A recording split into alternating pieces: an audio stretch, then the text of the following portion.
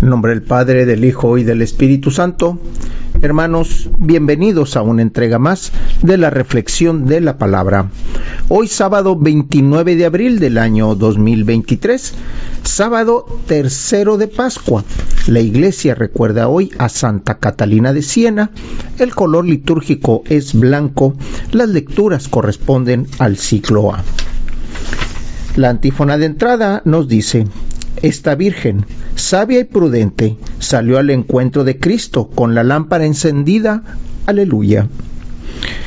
La primera lectura la tomamos del libro de los Hechos de los Apóstoles, capítulo 9, versículos del 31 al 42. Las comunidades cristianas gozaban de paz en toda Judea, Galilea y Samaria, con lo cual se iban consolidando, progresaban en la fidelidad a Dios y se multiplicaban animadas por el Espíritu Santo. Pedro recorría toda la región y una vez fue a visitar a los fieles que vivían en Lidia. Allí encontró un hombre llamado Eneas, que tenía ya 8 años de estar en cama, paralítico. Pedro le dijo: Eneas, Jesucristo te da la salud. Levántate y tiende tu cama. Eneas se levantó inmediatamente y todos los habitantes de Lidia y de la llanura de Sarón que lo vieron se convirtieron al Señor. Había en Jaffa, entre los discípulos, una mujer llamada Tabita, que significa Gacela, la cual hacía infinidad de obras buenas y repartía limosna. En aquellos días cayó enferma y murió. Lavaron su cadáver y lo tendieron en una habitación del segundo piso. Cuando Lida está cerca de Jaffa, los discípulos, sabiendo que Pedro estaba allá, enviaron 2 hombres para suplicarle que fuera a Jaffa sin tardar. Pedro fue con ellos. Tan pronto como llegó, la condujeron a la habitación del segundo piso. Ahí lo rodearon todas las viudas, llorando y mostrándole las túnicas y los vestidos que Tabita les había hecho cuando aún vivía. Pedro mandó salir a todos. Se postró de rodillas y se puso a orar. Luego, dirigiéndose a la muerta, dijo: Tabita, levántate. Ella abrió los ojos y al ver a Pedro se incorporó. Él la tomó de la mano y la levantó. Llamó a los fieles y a las viudas y se las entregó viva. Esto se supo por todo Jaffa y muchos creyeron en el Señor. Palabra de Dios. El salmo responsorial lo tomamos del Salmo 115. El responsorio nos dice: ¿cómo le pagaré al Señor todo el bien que me ha hecho? Aleluya. Del Evangelio lo tomamos del evangelista Juan, capítulo 6, versículos del 60 al 69. Muchos discípulos de Jesús dijeron al oír sus palabras: este modo de hablar es intolerante. ¿Quién puede admitir eso? Dándose cuenta Jesús de que sus discípulos murmuraban, les dijo: ¿esto los escandaliza? ¿Qué sería si vieran al Hijo del Hombre subir a donde estaba antes? El Espíritu es quien da la vida. La carne para nada aprovecha. Las palabras que les he dicho son espíritu y vida, y a pesar de esto, algunos de ustedes no creen. En efecto, Jesús sabía desde el principio quiénes no creían y quiénes lo habría de traicionar. Después añadió: por eso les he dicho que nadie puede venir a mí si el Padre no se lo concede. Desde entonces, muchos de sus discípulos se echaron para atrás y ya no querían andar con él. Entonces Jesús les dijo a los 12: ¿también ustedes quieren dejarme? Simón Pedro le respondió: Señor, ¿a quién iremos? Tú tienes palabras de vida eterna, y nosotros creemos y sabemos que tú eres el Santo de Dios. Palabra del Señor. Estamos terminando ya la semana 3 de Pascua y estamos también terminando de leer este capítulo 6 de San Juan.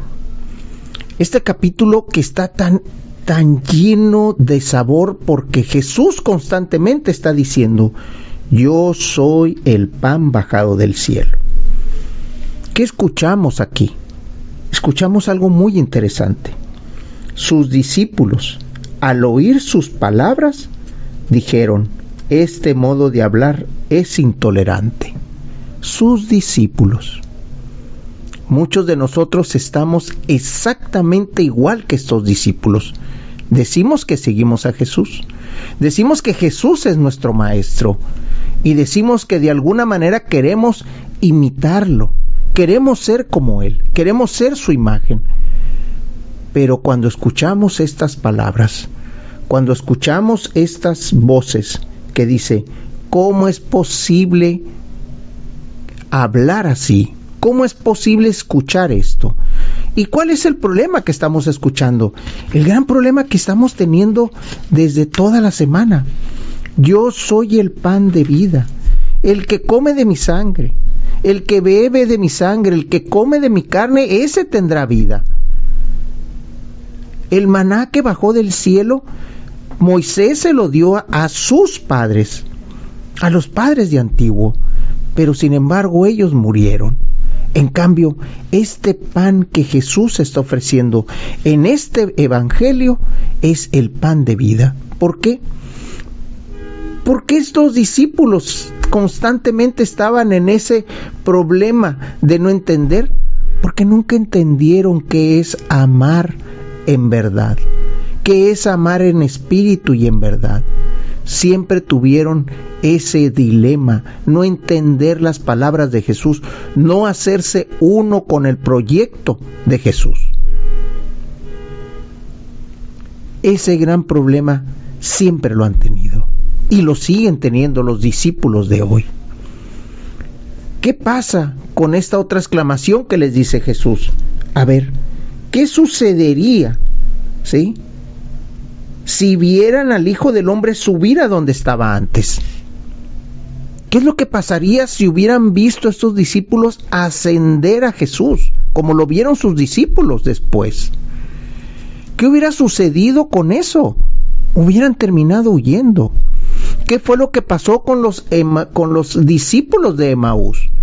Esto precisamente, iban huyendo, iban caminando, alejándose de Jerusalén, porque aquel profeta, aquel hombre que había sido fuerte en obras, fuerte en palabra, pues ya había muerto, no estaba resucitado, ya no estaba con ellos.